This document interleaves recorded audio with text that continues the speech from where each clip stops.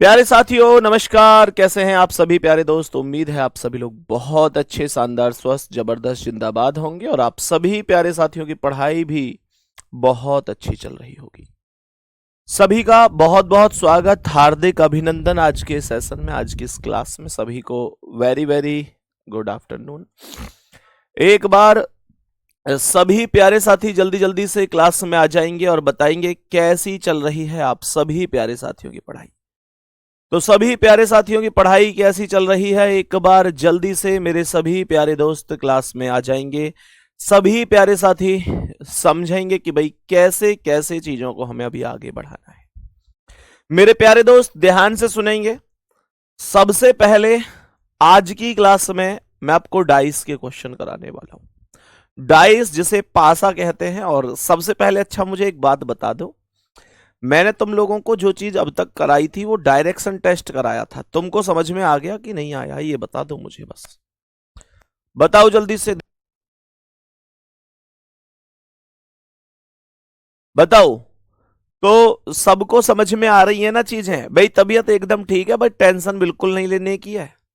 बताओ जल्दी से, प्रॉपर तरीके से समझ में आया? डायरेक्शन टेस्ट क्वेश्चंस आपने किए होंगे, सब कुछ समझ में आया होगा, कोई दिक्कत किसी को भी नहीं हुई होगी। सही है।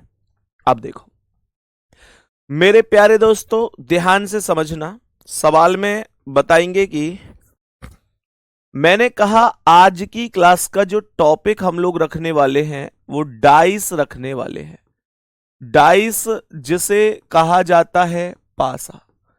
क्या कहा जाता है मेरे प्यारे भाई? पासा कहा जाता है। डाइस को पासा कहा जाता है। सबसे पहले आप लोगों से मैं ये पूछना चाहूंगा कि डाइस कैसा होता है। तब आप लोग कहेंगे भैया बहुत आसान है। डाइस जो होता है ना वो इस प्रकार से होता है। आप लोग कहेंगे कि भैया जो डाइस होता है वो इस प्रकार से नजर आता है। ये डाइस का एक प्रारूप होता है और डाइस हमें ऐसा दिखाई देता है। कोई मुझे आप में से बताएगा कि पासे की कुल कितनी सतह होती हैं? सबसे पहला तो क्वेश्चन यही उठता है। और मैं तुमको इस डाइस को ऐसे करा दूंगा ना कि आप लोग खुद कहोगे कि भैया कोई दिक्कत ही नहीं है, बहुत आराम से हम लोग कर सकते हैं। देखो मैंने कहा अगर मैं डाइस की बात करता हूं तो आप लोग कह सकते हैं कि मेरे प्यारे दोस्त इस पॉइंट को सबसे पहले ध्यान रखना कि पासे में कुल 6 सतह होती है। पासे में कुल कितनी सतह होंगी? 6 सतह होंगी। तो जवाब होगा कि पासे में कुल 6 सतह होती है। मैं बोलूंगा आप लोगों से कि there are 6 surfaces in any dice. यहां से क्वेश्चन कभी भी पूछ ले, वैसे इतना आसान क्वेश्चन आज के दौर में पूछे नहीं जाते कि भाई पासे में कितनी सतह होती है। ऐसा आसान क्वेश्चन थोड़ी पूछेगा, लगभग सबको पता है। पर बिल्कुल हम बेसिक से लेकर चल रहे हैं तो हमको एक हाई लेवल तक जाना है, तो सब बिल्कुल जीरो से ही शुरू करूंगा। बिल्कुल परेशान होना ही नहीं है किसी को। ये 6 सतह कैसे कैसे होती हैं भैया, इनका थोड़ा सा बताना। तो मेरे प्यारे दोस्त एक सतह ऊपर होती है। तो ये सतह जो होती है, सबसे पहले कहूंगा कि एक सतह ऊपर वाली सतह होती है जिसे इंग्लिश में टॉप कहते हैं। एक उसके अपोजिट होती है जिसे मेरे प्यारे भाई नीचे कहते हैं। तो एक सतह ऊपर हो गई और एक सतह नीचे हो गई। मैंने कहा कि एक सतह हो गई आगे और मेरे प्यारे भाई एक सतह हो गई पीछे। मैंने कहा ऊपर नीचे आगे पीछे।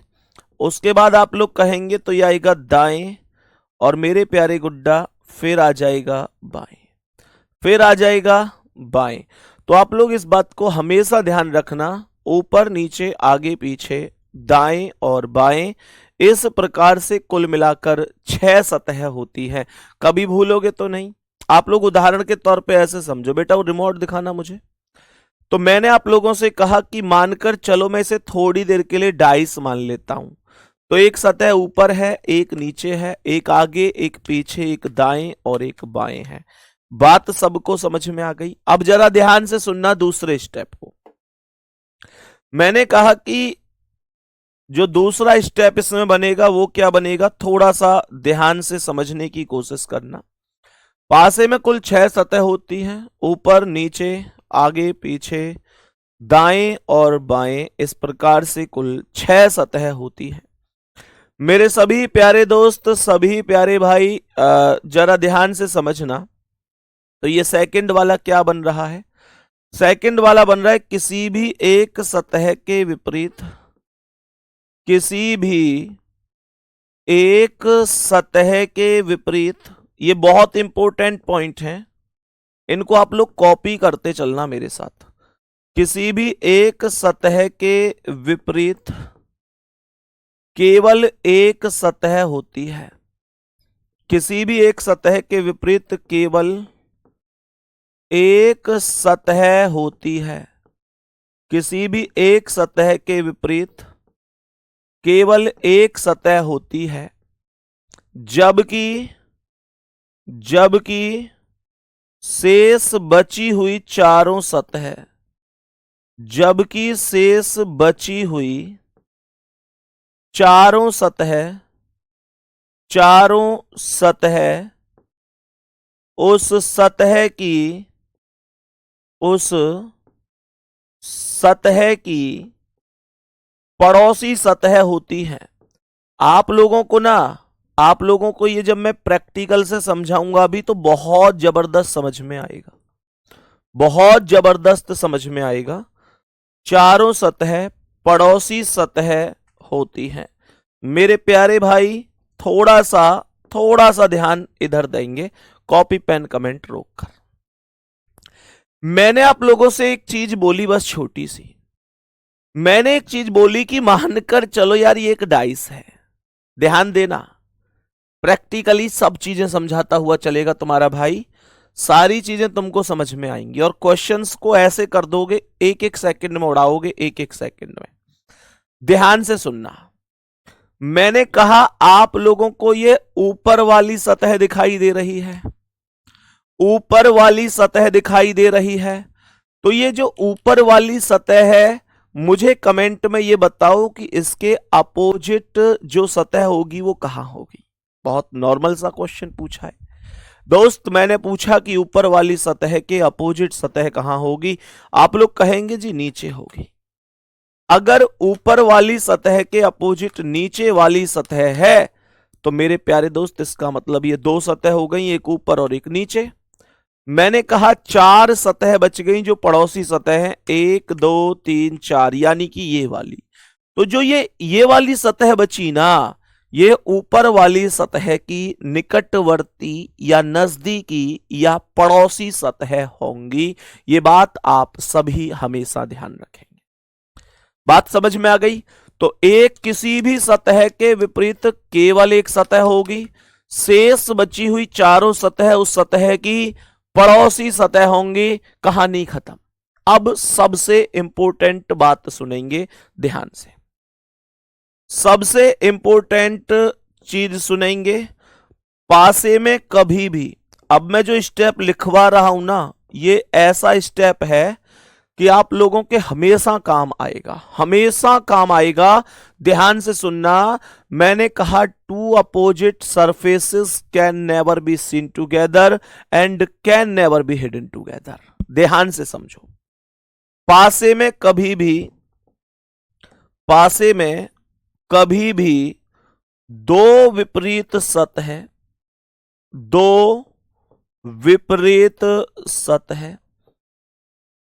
पासे में कभी भी दो विपरीत सतह ना तो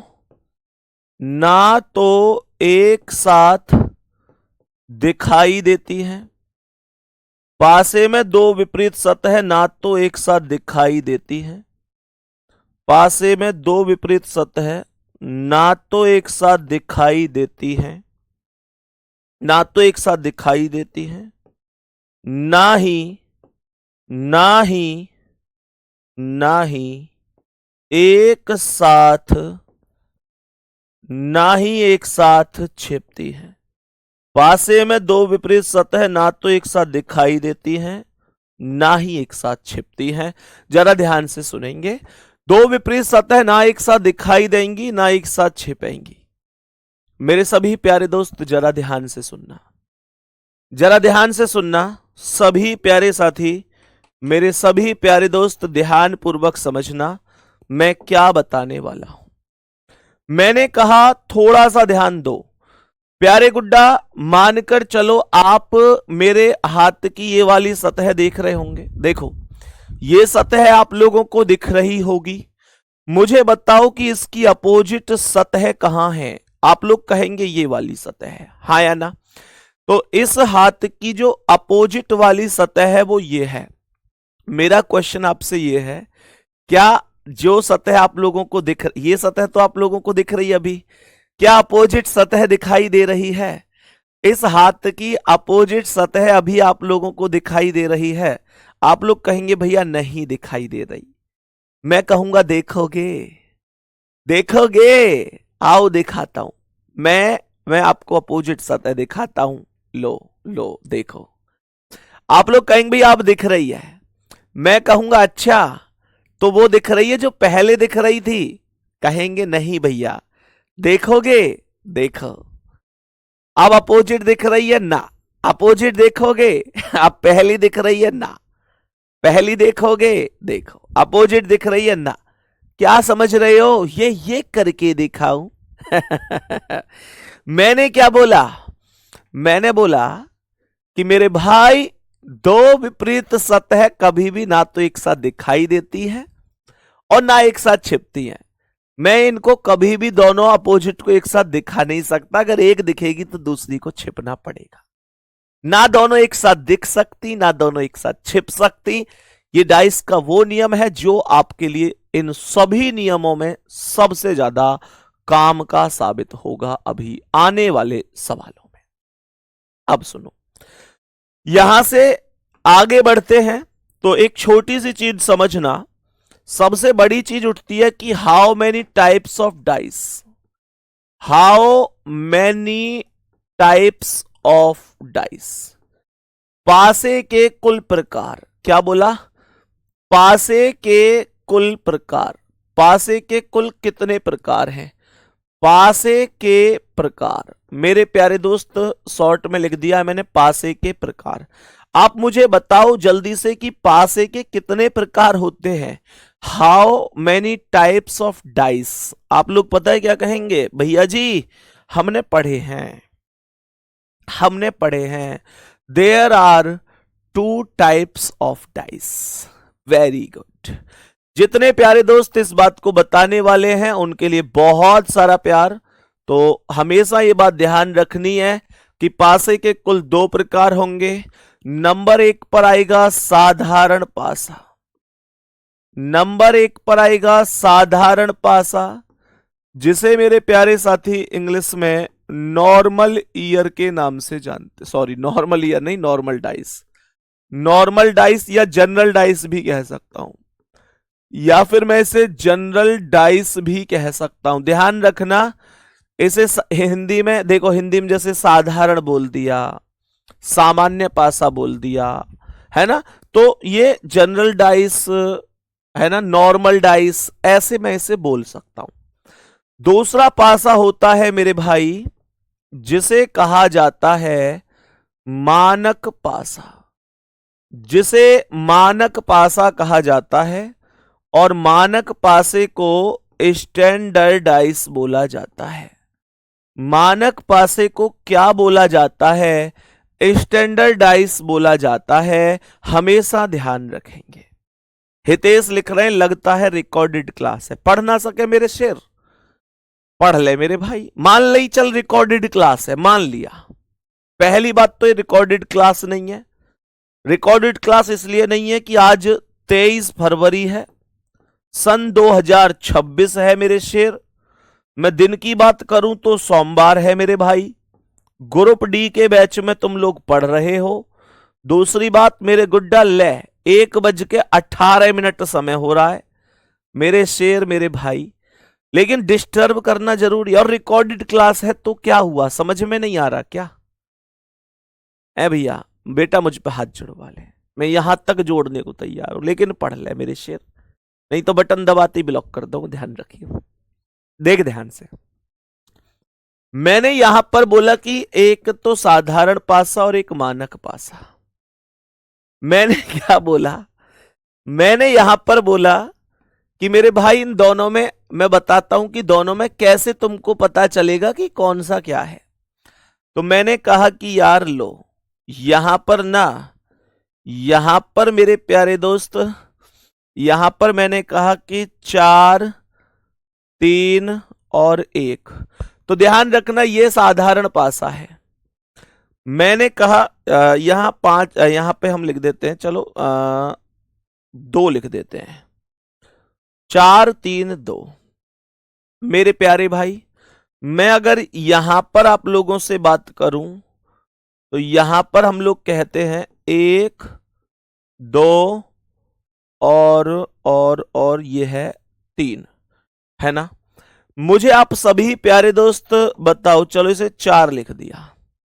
तो ये जो पासा है ये साधारण है और ये जो पासा है ये मानक पासा है। अब आप लोग कहेंगे कि भैया हम कैसे समझेंगे इस बात को कि कौन सा साधारण है कौन सा मानक है। मैं समझाता हूं कि आप कैसे समझेंगे। साधारण पासे की परिभाषा लिखेंगे, ऐसा पासा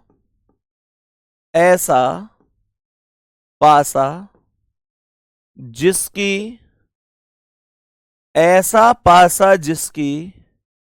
किन्हीं दो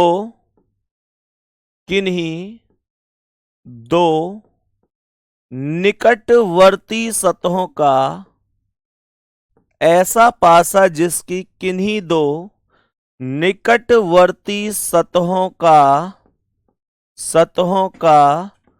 योग 7 होता है। ऐसा पासा जिसकी किन्हीं दो निकटवर्ती सतहों का योग 7 होता है, साधारण पासा कहलाता है। यहां लिख देता हूं, साधारण पासा कहलाता है। अब मैं आप लोगों को समझाऊंगा कि यह क्या मामला है, ताकि जो चीजें मैं पढ़ाता चलूं वो आप लोगों के माइंड में एकदम सेट होती चली जाए। ऐसा पासा जिसकी किन्हीं दो निकटवर्ती सतहों का योग 7 होता है, साधारण पासा कहलाता है। मुझे बताओ, क्या इसमें आप लोगों को कोई सी 2 ऐसी सतह दिखाई दे रही हैं जिनका योगफल 7 है? क्या ऐसी कोई भी 2 सतह दिखाई दे रही हैं जिनका योगफल 7 है? तो आप लोग कहोगे कि हां भैया, ये 4 और 3 नजर आ रहा है। ये 4 + 3 अगर करेंगे तो ये 7 ही बनेगा। तो इसका मतलब ये हुआ कि ये साधारण पासा है। इसका मतलब ये हुआ कि ये साधारण पासा है। बात समझ में आ गई? मेरे सभी प्यारे दोस्त बताएंगे बात एकदम ओके है। और साधारण पासा, ज्यादा नहीं टेंशन नहीं लेनी, बस आपकी आंखों को अगर 2 ऐसी सतह दिख रही हैं जिनका योगफल 7 है तो डिक्लेयर कर दो कि वो साधारण पासा है, नहीं तो फिर आप जानते हैं कि मानक पासा है। मेरे प्यारे दोस्त अब ध्यान से सुनना, ऐसा पासा, दूसरा, अब मानक पासे की परिभाषा पर आते हैं। ऐसा पासा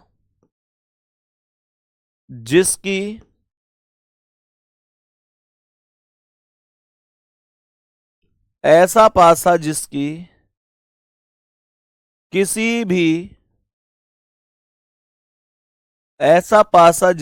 किसी भी दो निकटवर्ती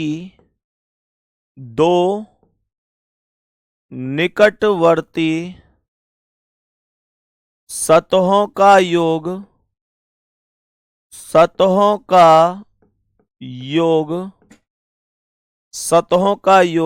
7 नहीं होता, मानक पासा कहलाता है। होता है मानक पासा। यहां लिख देते हैं 7 नहीं होता। यहां लिख देते हैं ऐसा पासा जिसकी किन्हीं दो निकटवर्ती सतहों का योग 7 नहीं होता। है ना, सतहों का योग 7 नहीं होता, मानक पासा कहलाता है। मानक पासा कहलाता है, मानक पासा कहलाता है। अभी ये पूरी नहीं हुई है परिभाषा, एक लाइन और लिखेंगे, एक लाइन और लिखेंगे। मानक पासे में यहां लिखेंगे लेकिन, लेकिन मानक पासे में, लेकिन मानक पासे में, मानक पासे में सभी विपरीत सतहों का योग, सभी विपरीत सतहों का योग 7 होता है। सभी विपरीत सतहों का योग 7 होता है। जरा ध्यान से देखिएगा, मैंने आप लोगों से बोला कि भाई जिसमें दो निकटवर्ती सतहों का योग 7 बन जाए वो साधारण पासा है, और जिसमें किन्हीं दो निकटवर्ती सतहों का योग, कोई सी भी दो निकटवर्ती सतहों का योग 7 ना बने, वो मानक पासा होता है। तो आप लोग देखेंगे कि यहां पर देखो 1 और 2 3, 7 नहीं बना, 2 और 4 6, 7 नहीं बना, 4 और 1 5, 7 नहीं बना। यही तो परिभाषा थी कि ऐसा पासा जिसकी किसी भी दो निकटवर्ती सतहों का योग 7 नहीं होता, मानक पासा कहलाता है। मानक पासे में, मानक पासे में, लेकिन मानक पासे में सभी विपरीत सतहों का योग 7 होता है। मानक पासे में सभी विपरीत सतहों का योग 7 होता है। मेरे सभी प्यारे भाई बहन इस बात को पूरी तरीके से समझ गए होंगे, कोई दिक्कत तो नहीं है। तो इसका मतलब तो भैया जी ये हुआ कि मानक पासे के आंसर फिक्स होते हैं। बिल्कुल यही मतलब हुआ इसका कि मानक पासे के जो आंसर हैं वो सभी के सभी आपस में फिक्स होंगे। तीनों को थोड़े ही ना जोड़ना है। देखो एक बहन है हमारी, उन्होंने तीनों को ही जोड़ दिया, 1 + 2 + 4 = 7 कर दिया। ऐसा थोड़ी ना होता है कि मतलब कैसे भी जोड़ के, नहीं, केवल 2 को ही जोड़ के देखना है। तो मैंने कहा कि मानक पासे के जो आंसर हैं वो फिक्स हैं। कैसे फिक्स हैं? हर एक का टोटल हमेशा 7 होगा। कैसे 7 होगा? तो ये सुनो कि जो 2 है उसका अपोजिट 5 होगा हमेशा, 3 का 4 होगा और 1 का अपोजिट 6 होगा। ये बात मेरे सभी प्यारे भाई बहन बहुत अच्छी तरीके से प्रॉपर रूप में समझ गए होंगे। यहां तक बात समझ में आ रही है? अमन प्रजापति लिख रहे हैं थोड़ा स्पीड में पढ़ाओ सर जी। भाई हाथ जोड़ के कह रहा हूं, क्लास बिल्कुल अच्छी नहीं लग रही हो तो बिल्कुल यहां पे क्लास को ब्रेक दे दो मेरे भाई, ब्रेक दे दो। आप क्लास को यहीं रोक सकते हो, बाद में जब क्लास खत्म हो जाए तो स्पीड पे बढ़ा के देख लेना। बाकी मैं इससे ज्यादा स्पीड नहीं कर सकता। मैं यहां पर क्लास में किसी 1-2 बच्चों के लिए नहीं हूं, मैं पूरा एक माहौल लेकर चलता हूं। मैं खुद अपने आप में, देखो जो किसी भी टॉपिक की सबसे पहली क्लास होती है उसे मैं जरूरत से ज्यादा स्लो ही पढ़ाता हूं, क्योंकि मेरा यह मानना है कि अगर एक आधार बच्चे का मजबूत हो गया, किसी भी भाई का अगर कोई आधार मजबूत है, किसी को बेसिक पता है किसी चीज का, तो उसके लिए कोई बड़ी बात नहीं है कुछ भी। यहां पर अभी बहुत ऐसे भाई बहन हैं जिनको हो सकता है ये स्पीड भी तेज लग रही हो, नोट्स बना रहे होंगे साथ साथ, या बहुत सारी चीजें हैं। भाई मैं रिक्वेस्ट करूंगा जो भी साथी की भैया जल्दी जल्दी पढ़ना है तो फिर मेरी क्लास में आप लोग बाद में रिकॉर्डेड स्पीड बढ़ाकर आ सकते हैं, बाद में देख सकते हैं रिकॉर्डिंग में, इसलिए क्लास का माहौल ना बिगाड़ें, ठीक है ना। चलो, तो यहां तक सबको ये बात बहुत बेहतर और शानदार तरीके से समझ में आ गई होगी। सभी प्यारे साथी यहां तक बताएंगे, कोई दिक्कत तो नहीं है। आगे बढ़ते हैं, यहां से आगे बढ़ते हैं। अब मैं आप लोगों से कुछ क्वेश्चंस दूंगा। क्वेश्चन इतने नॉर्मल होंगे कि बस आप लोगों को यह समझना है कि यह पासा साधारण है या मानक है। तो देखते हैं कितने साथी बता पाते हैं। क्वेश्चंस पर आएंगे और आप मुझे बताएंगे कि कौन सा पासा साधारण है, कौन सा पासा मानक है, इनके आंसर क्या हो सकते हैं। तो मेरे सभी प्यारे दोस्त एक बार चेक करके थम्स अप करके बताओ, बता पाओगे ना भाई? बता पाओगे ना कि भैया जी हम बता देंगे कि कौन सा पासा साधारण है और कौन सा पासा मानक है? अगर बता सकते हो तो जरूर बताइएगा, आपका स्वागत रहेगा। नहीं बता सकते हो तो कोई दिक्कत नहीं है, फिर मैं बताऊंगा। चलो, तो ये सभी के सभी पासे रहने वाले हैं। कौन सा साधारण है, कौन सा मानक है, वो हम लोग यहां पर आप लोगों से समझने की कोशिश करेंगे।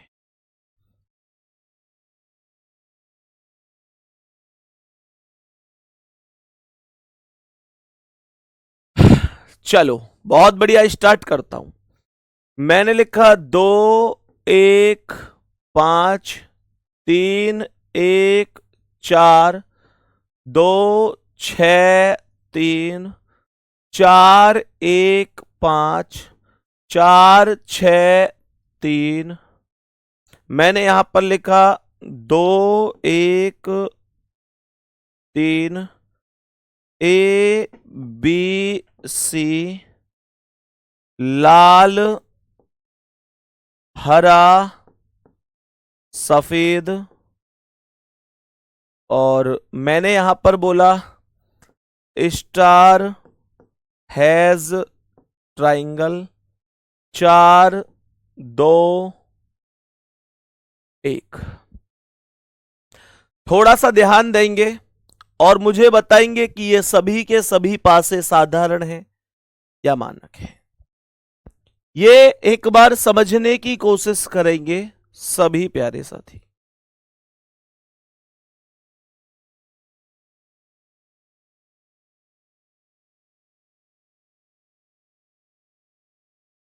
चलो जी, एक बार चेक कर लेते हैं कौन सा पासा कैसा है। तो मेरे दोस्त, मेरे भाई, मैं आप लोगों से कहूंगा कि सबसे पहले यहां पर ये 2 + 5 7 बन रहा है। इसका मतलब हुआ कि ये पासा साधारण पासा है। ये पासा साधारण पासा है। 2 + 5 हो गए तो 7 हो गया साधारण। मैंने कहा 3 और 4 यहां पर जुड़कर 7 बन रहा है, तो ये पासा भी कैसा पासा होगा? साधारण पासा होगा। मैंने कहा 2 और 6 8, 6 3 9, 3 2 5, 7 नहीं बन रहा कहीं भी, तो ये पासा मानक पासा है। मानक पासा। 5 4 9, 4 1 5, 1 5 6, 7 नहीं बन रहा कहीं भी, तो ये पासा भी मानक पासा है। यहां पर ये 4 और 3 7 बन रहा है, ये पासा भी साधारण पासा है। ये पासा भी साधारण पासा है। बात समझ में आ गई? बात समझ में आ गई? देखो ध्यान से मेरे प्यारे भाई, मैंने कहा 2 और 1 3, 1 और 3 4, 3 और 2 5, 7 नहीं बन रहा कहीं भी, तो ये पासा मानक पासा है। मुद्दा उठता है ये कैसा पासा है? ABC। जो अंकों वाले पासे थे उनमें तो हम बड़े आराम से चीजों को निकाल लेते हैं कि अगर 7 बन रहा है जोड़ के तो साधारण है, नहीं बन रहा है तो मानक है। इसमें कैसे करोगे? एक बार ईमानदारी से बताना, कितने लोग आप में से ऐसे हैं कि यहां A को 1 मान लिया, B को 2 मान लिया, C को 3 मान लिया, फिर उसके आधार पर डिस्कस किया कि ये साधारण है या मानक है? ऐसे कितने हैं तुम में से? तो मेरे प्यारे दोस्त, ऐसे होंगे। ये कलाकारी नहीं करनी है गुड्डा। फिर ऐसे कलर में क्या कर पाओगे? ऐसे चिन्हों में क्या ही कर पाओगे?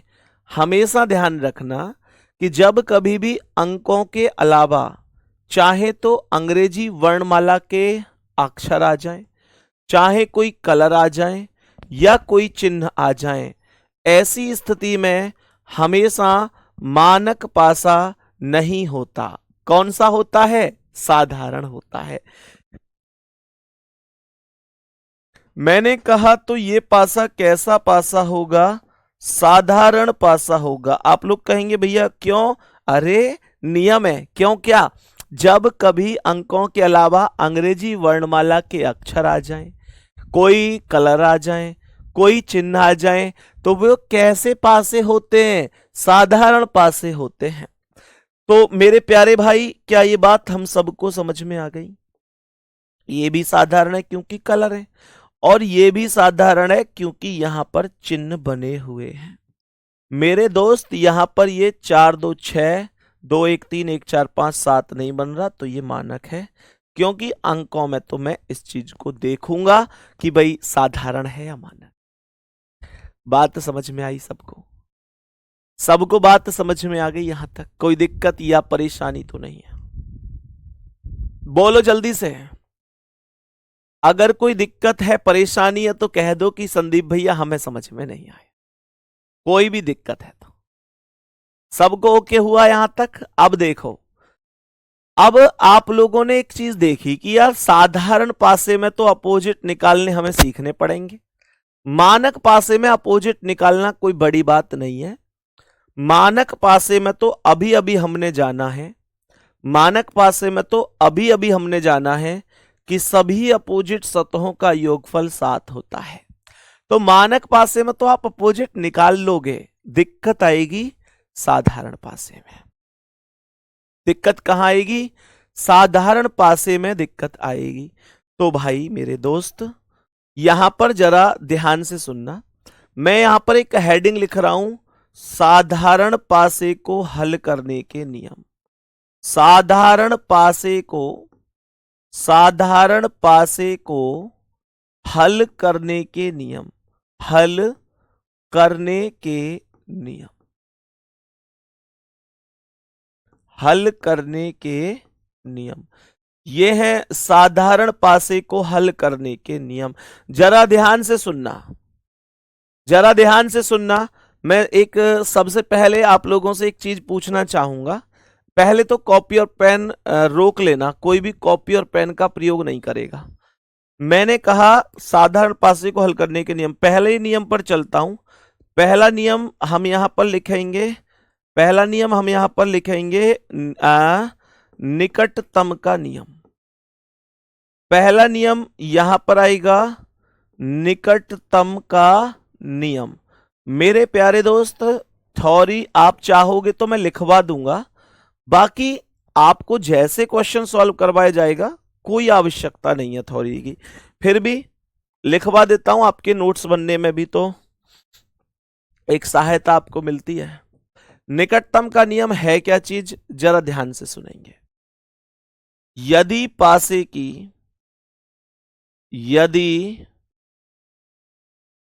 की दोनों स्थितियों में यदि पासे की दोनों स्थितियों में कोई एक अंक यदि पासे की दोनों स्थितियों में कोई एक अंक समान है, जबकि समान अंक के विपरीत ही पूछा जाता है, समान अंक के विपरीत ही पूछा जाता है, तो वह अंक प्रश्न का उत्तर होगा, वह अंक प्रश्न का उत्तर होगा जो कि दोनों स्थितियों में से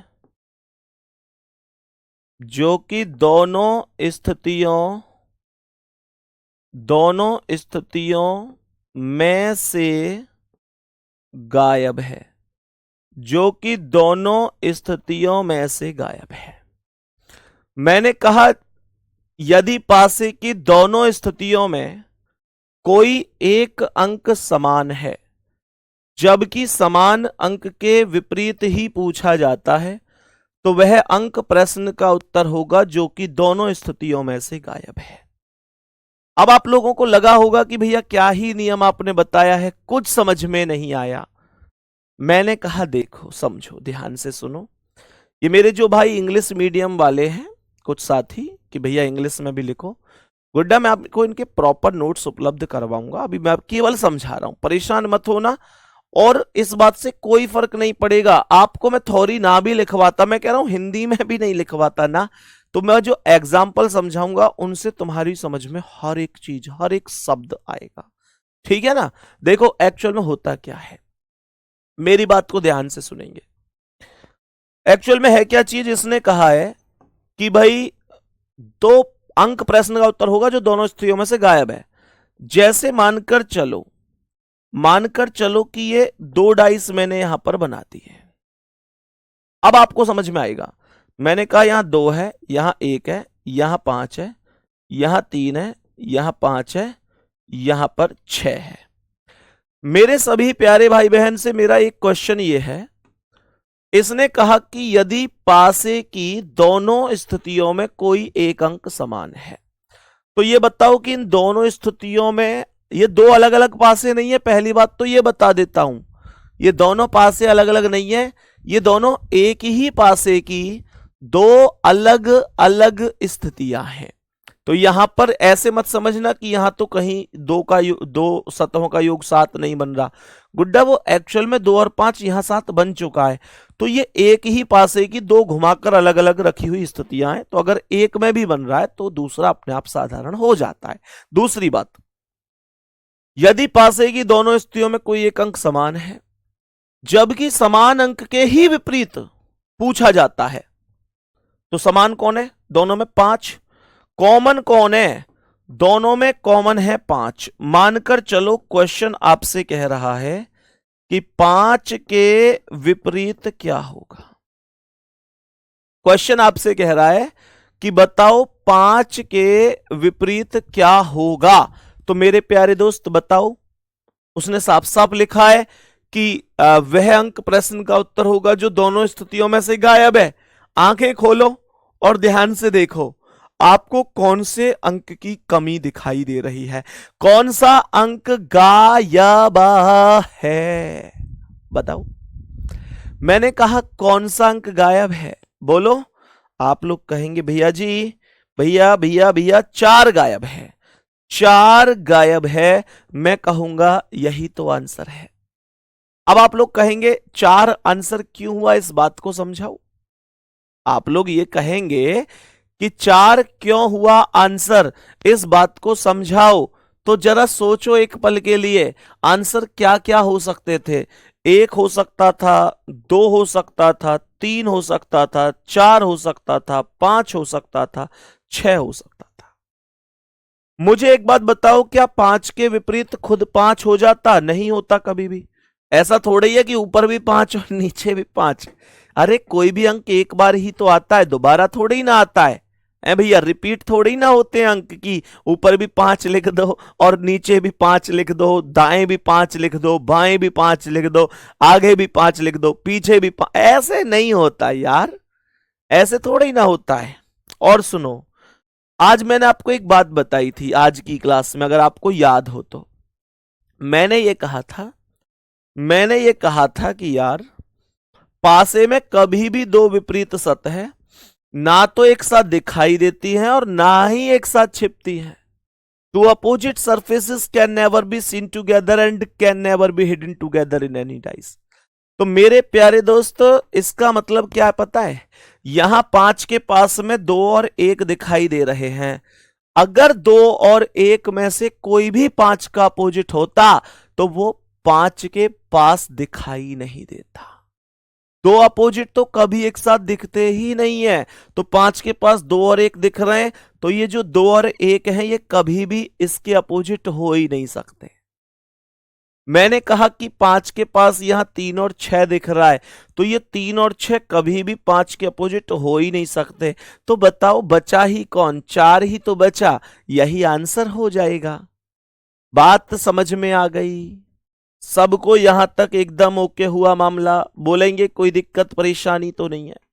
मेरे भाई अब आपके मन में एक डाउट आया होगा छोटा सा, एक डाउट तो आया होगा। मैं धीरे धीरे करके आपके हर एक डाउट को खत्म करता हुआ जाऊंगा। आपके मन में अब एक डाउट ये आया होगा कि भैया यूं बताओ कि यहां जो कॉमन था हमने उसी के अपोजिट पूछा तो हमने आंसर दे दिया, पर ये कोई जरूरी थोड़ा ही है कि हमेशा जो कॉमन है उसी के ही अपोजिट पूछेगा। ये जरूरी थोड़ा ही है, वो तो किसी और अंक के अपोजिट भी पूछ सकता है। हां, तो क्या करोगे, सुनो, तो क्या करोगे, तो याद रखोगे हमेशा, हमेशा फिर ऐसी स्थिति में याद रखोगे घूर्णन का नियम। घूर्णन का नियम, कौन सा नियम याद रखोगे तुम, घूर्णन का नियम याद रखोगे, जिसे रोटेशनल रूल भी कहते हैं।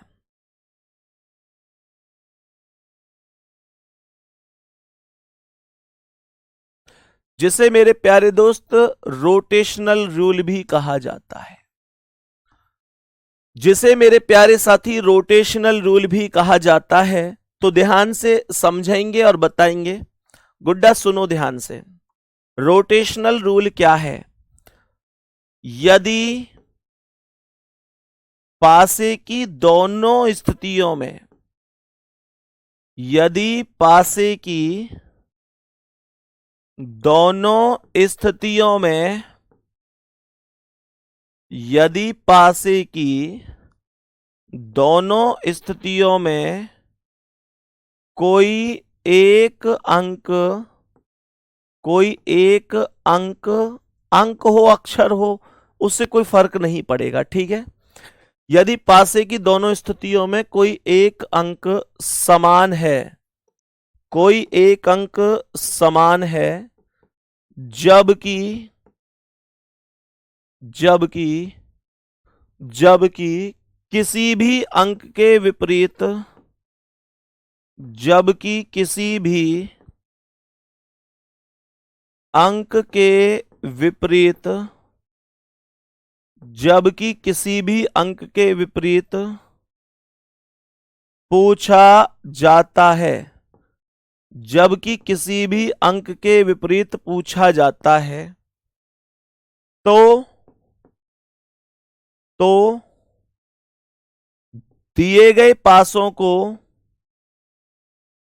दिए गए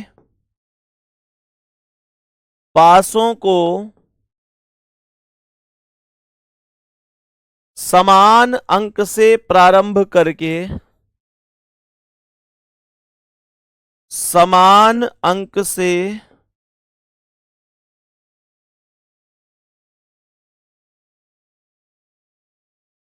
प्रारंभ करके घड़ी की दिशा में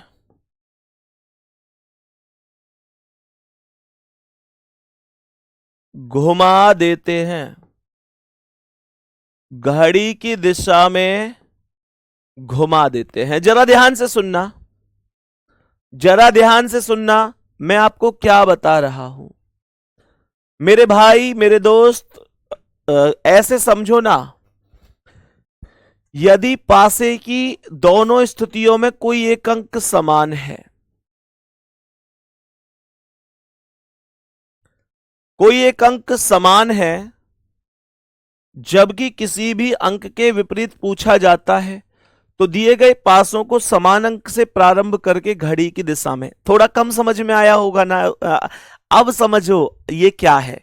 परिभाषाएं तो बिल्कुल साइड रख दिया करो, यहां समझो, मैं समझाऊंगा तुम्हें। परिभाषा याद थोड़ी ना करनी, परिभाषा पे कोई रट्टा थोड़ी ना लगवाने बैठूंगा तुमसो। डायरेक्ट कैसे करना है समझो। मान के चलो ये 4 है, ये 3 है, यहां पे 1 है। मान के चलो यहां पे 5 है, यहां 4 है, और यहां पर मान के चलो यहां पे है, यहां 3 है। नहीं 3 नहीं, यहां पे हम लिख लेते हैं 6 लिख लेते हैं। जरा ध्यान से सुनना, बहुत अच्छी तरीके से समझते हुए चलना गुड्डा। यहां पे मैं 2 लिख रहा हूं, ठीक है, यहां पे 2 लिख रहा हूं। थोड़ा सा ध्यान देना, बाकी कुछ भी नहीं है, ठीक है ना। चलो मेरे प्यारे गुड्डा, देखो एक्चुअल में है क्या। इन दोनों डाइस को जब तुम देखोगे तो इसमें 4 3 1 है, इसमें 5 4 2 है। मुझे बस ये बताओ कि कॉमन कौन है। कोई बता सकता है कि कॉमन कौन है? तो आप लोग कहीं भी ये जरूर बता सकते हैं, इन दोनों में कॉमन 4 है। मैं कहूंगा इनमें कॉमन 4 है। तो मेरे भाई, जो ये कॉमन है, जो ये कॉमन अंक है, इसे पकड़ लो। ये कॉमन अंक है, इसे पकड़ के यहां ऊपर और नीचे रख दो। मैंने कहा इसे पकड़ के ऊपर और नीचे रख दो, सही है। अब आप लोग इस पूरे डाइस को घड़ी की दिशा में घुमा दो। कैसे? यहां 4 से चलेंगे तो 3 आएगा और 3 से चलेंगे तो 1 आएगा। 4 से 3 आएगा, 4 से 3 आएगा, 3 से 1 आएगा। यहां 4 से 2 और 2 से 5, 4 से 2 और 2 से 5, तो यहां 4 के सामने 6 आएगा। कुछ समझे कि नहीं समझे? मैं फिर से रिपीट कर देता हूं, जरा ध्यान से सुनेंगे। मैंने कहा मैंने दोनों में 4 को कॉमन ले लिया। जब 4 को कॉमन ले लिया तो ये वाला 4 यहां रख दिया और ये वाला 4 यहां। तो यहां 4 से घड़ी की दिशा में 4 से 3, 3 से 1, ऐसी तो घड़ी चलती है बे गुड्डा हमारी। किसी की महंगी तो ना है तुम्हारी जो उल्टी चलती हो। ऐसे ही चलती है, ठीक है ना। तो 4 से 3 आया, 3 से 1, मैंने सेम लिख दिया 4 3 1। ऐसे ही मैंने यहां पर 4 से 2 और 2 से 5, 4 से 2, 2 से 5, इस 4 के सामने 6 इस वजह से लिख दिया कि 4 के सामने 4 तो आएगा नहीं। तो 4 के सामने कौन आएगा? 4 के सामने जो बच गया है वही आएगा, यानी कि 6 आएगा। तो 4 का अपोजिट क्या है? 6 है। 3 का क्या है? 2 है। 1 का क्या है? 5 है। कहानी खत्म। बात समझ में आ गई? मेरे सभी प्यारे दोस्त बताएंगे यहां तक कोई दिक्कत तो नहीं है।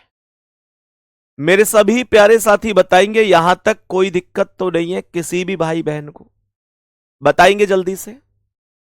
दूसरा, आप सभी प्यारे साथियों से एक छोटी सी चीज और साझा करने की मतलब एक चीज और थी, एक छोटी सी चीज साझा करनी थी। अभी मैं मार्केट में गया था उस दिन, तो मेरे प्यारे गुड्डा, एक मार्केट में मैं गया था, तो मैंने वहां पे एक बुक सेलर थे, उनके सामने गाड़ी खड़ी करी। मैंने कि देखूं कि क्या माहौल है। तो मैं उस दुकान पर पहुंचा। उस दुकान पर जाकर ना यार, मैंने कुछ मतलब एक ऐसी चीज देखी कि मतलब मेरे रोंगटे खड़े हो गए, मैं कांप गया पूरा। उन बुक सेलर की दुकान पर हमारा एक स्टूडेंट था और वो मतलब जो हमारी किताब है तर्क ज्योति, उसे खरीदना चाह रहा था, पर उसका बजट नहीं बन पा रहा था। और जब मैं वहां पहुंचा तो गले लिपट के इतनी जोर से रोया कि भैया मेरा बहुत मन था इसे खरीदने का, पर मैं खरीद नहीं पा रहा हूं। मुझे एक पल के लिए लगा हो सकता है ये बच्चा झूठ बोल रहा हो। तो मैंने उस बुक सेलर से बात करी। उसने कहा कि ये लगभग बच्चा पिछले 10 दिन से आ रहा है और ये डेली एक टॉपिक की पीडीएफ बनाता है और चला जाता है। किताब नहीं खरीद पाता, पर पीडीएफ बनाता है और चला जाता है। सच में ये शब्द जो थे ना यार, दिल से आर पार करने वाले थे कि बच्चा, मतलब कोई व्यक्ति ऐसा है जिसके पास 1 लाख रुपए भी कुछ नहीं होते, ऐसे भी बच्चे होते हैं। और हमारे पास ऐसे भी स्टूडेंट हैं जो एक 200 रुपए की किताब तक नहीं खरीद पा रहा, डेली बुक सेलर के पास जा रहा है, एक चैप्टर की पीडीएफ बना लाता है बेचारा, उससे जाके पढ़ लेता है, फिर सेम अगले दिन जाता है उसके पास, उससे रिक्वेस्ट करता है, वो बुक सेलर बता रहा था भैया कई बार तो भीड़ होती है तो मैं भी मेरे से कई बार सुना देता हूं। थोड़ा सा अजीब लगा। तो मेरे प्यारे दोस्त, मेरे भाई, वो बच्चा भी ग्रुप डी से ही था, आपके ही बैच से। बैच शायद उसके पास था या नहीं मुझे नहीं पता, लेकिन रेलवे की ही तैयारी कर रहा था। उस बच्चे को तो मैंने किताब दिलवा दी, लेकिन एक सवाल यह भी है कि ऐसे बहुत बच्चे और भी होंगे। हो सकता है उस दिन तो मैं वहां अचानक पहुंच गया, लेकिन यार और भी तो बच्चे होंगे ना ऐसे। तो मेरे प्यारे दोस्त, मैंने बहुत सोच के समझ के एक निर्णय लिया है आप लोगों के लिए। एक निर्णय लिया है कि ये जो अपनी किताब है ना तर्क ज्योति, ये मैं आपके बैच में आज ये घोषणा करता हूं कि आपके इस बैच में गुड्डा इसकी किताब की पूरी पीडीएफ आज शाम तक अपलोड हो जाएगी। आपको कहीं भी अगर ऐसा कोई भी आप में से है तो आपको बिल्कुल भी कहीं भी इस तरीके से परेशान होने की जरूरत नहीं है। मुझे पता है मैं बहुत ज्यादा आप लोगों के लिए नहीं कर पाता, लेकिन जिस लायक हूं, जितना हूं, हमेशा आपके साथ खड़ा हूं। आज शाम तक इस किताब की पूरी पीडीएफ आप लोगों के रीजनिंग पे जैसे ही क्लिक करोगे तो ऊपर मैं एक किताब की पीडीएफ पूरी अपलोड करवा दूंगा। एक साथ पूरी की पूरी पीडीएफ आप लोग उससे पढ़ सकते हैं, क्योंकि मेरा यह मानना है कि उस बच्चे के पास तो मैं अचानक पहुंच गया, लेकिन हर एक बच्चे के पास तो मैं नहीं पहुंच पाऊंगा, और ऐसे बहुत बच्चे होंगे जो इस परेशानी को झेल रहे होंगे। ऐसा थोड़े है यार, स्टूडेंट तो वो भी मेरा ही है ना जो नहीं खरीद पा रहा, और मैं अगर उसकी इतनी भी मदद ना कर पाऊं तो फिर मैं शायद टीचर कहलाने लायक भी नहीं हूं। तो ये किताब एकदम फ्री रहेगी आप लोगों के लिए, और फ्री भी नहीं कह सकता, इसके बदले आप मुझसे प्रॉमिस करोगे कि भैया हम सिलेक्शन लेके दिखाएंगे। मेरे लिए वही इसकी असली कमाई होगी, इससे आपका सिलेक्शन होगा, मेरे लिए मेरी वही असली कमाई होगी। तो इसे फ्री ना समझें, इसका मैं रुपया आपसे बेशक नहीं ले रहा, लेकिन बदले में एक उम्मीद जरूर करूंगा कि आप मुझे सिलेक्शन देंगे। ठीक है गुड्डा, मेहनत जबरदस्त तरीके से करनी है, रेस्पॉन्स आपकी मेहनत इसे दिखाएगी कि आप कितनी मेहनत कर पाते हैं। आपकी मेहनत सच्ची होगी तो सफलता कोई बहुत बड़ी चीज नहीं है। ऐसे भी बच्चे होते हैं गुड्डा जहां एक एक बच्चा मतलब 2-2 3-3 जॉइन लेटर ले लेता है, 2-2 3-3 जगह उसकी नौकरी लग जाती। बेटा ये कोई एहसान नहीं है, ये कोई एहसान नहीं है। बस मेरा मानना यह है कि यार अगर तुम दिक्कत में हो तो फिर हमारे लिए कोई खुशी की बात नहीं है। इस बात को आप लोग समझो, हमें टीचर बनाने वाले हमारे स्टूडेंट ही हैं। आज से अगर कुछ समय पहले की बात करूं तो संदीप चौधरी कौन है कौन नहीं है कोई नहीं जानता था। आज 2-4 लोग जानते हैं, तो वो आपकी वजह से। आप हमेशा सपोर्ट करते हो, आपका प्यार हमेशा साथ होता है, केवल उस वजह से। बाकी कोई नहीं जानता था उससे पहले। और मेरे प्यारे दोस्त, मैं इतना ही कह सकता हूं कि अगर वो स्टूडेंट जिन्होंने आज हमें इस मुकाम तक पहुंचाया, अगर वही बच्चा परेशान है किसी वजह से और हम उसका सॉल्यूशन कर सकते हैं, तो फिर हम पीछे नहीं हट सकते। वो एक टीचर का धर्म कहता है कि फिर बच्चे की मेहनत अगर सच्ची है और उसे छोटी सी ये दिक्कत, सोचो ना, जो बच्चा डेली किताब पे जा रहा है, बुक सेलर पे पीडीएफ बना के ला रहा है एक टॉपिक की, तो वो बच्चा पढ़ाई करने वाला तो है, पढ़ाई से पीछे तो नहीं हट सकता। इसलिए मेरे प्यारे दोस्त, फिर उसके साथ हम भी हैं, और फिर उसके जैसे ना जाने कितने भाई बहन और होंगे। सबके लिए आपका भाई हमेशा तैयार है। ओके, कल मिलते हैं गुड्डा। थैंक यू, धन्यवाद, नमस्ते।